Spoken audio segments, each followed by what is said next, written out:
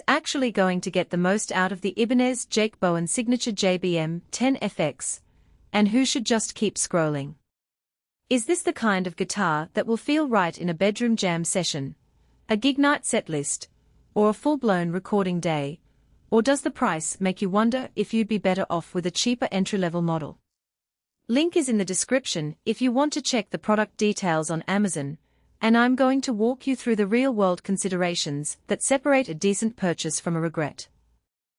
When I first saw the JBM10FX, my first thought was another signature model, but does it actually solve any of the common issues I've run into with other Ibanez guitars?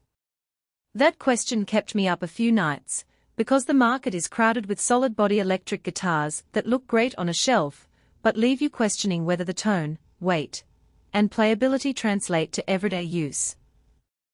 I dug through forum threads, watched a handful of YouTubers demo the instrument, and even asked a couple of local musicians what they thought about the Nyatoh body and the Jatoba fretboard. The consensus was clear: the guitar has a specific sweet spot, but it's not a one-size-fits-all solution.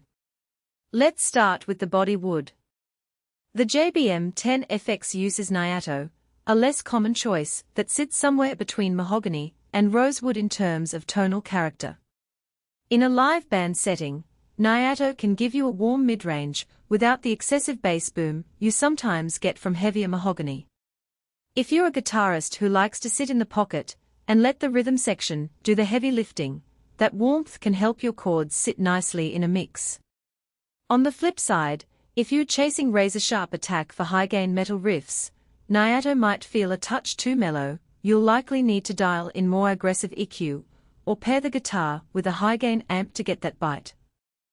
So, if your style leans toward blues, classic rock, or indie folk, the body wood is a practical advantage. If you're a shred-centric player, you might find yourself compensating more than you'd like.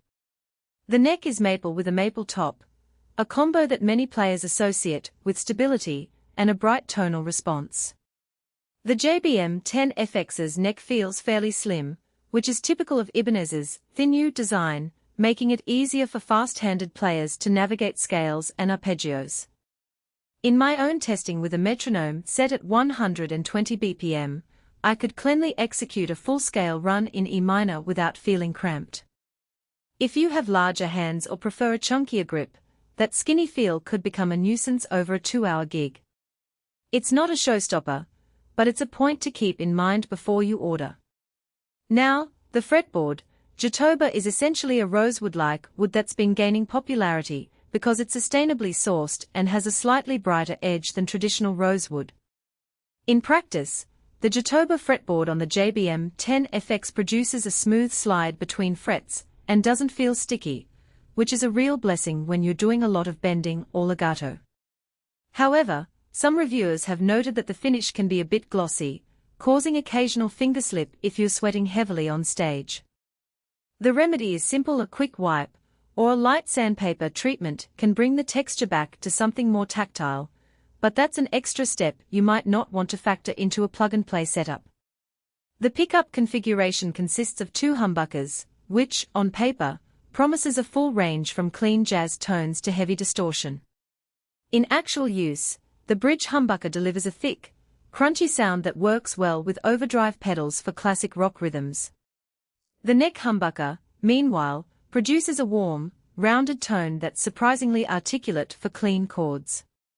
The downside is that you don't get a dedicated single coil for that spanky, vintage vibe some players crave.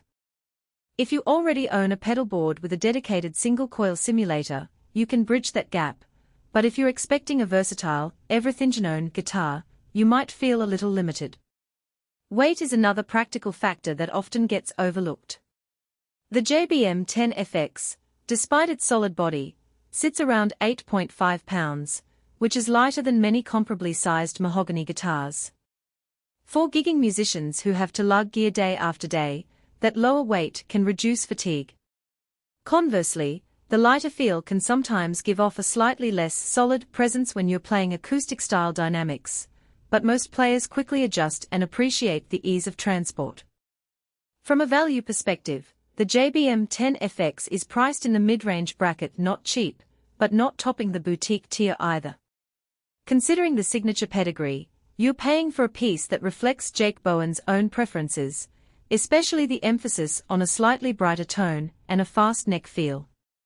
If you're a fan of his work and want a guitar that mirrors the gear he uses on stage, that branding adds intangible value.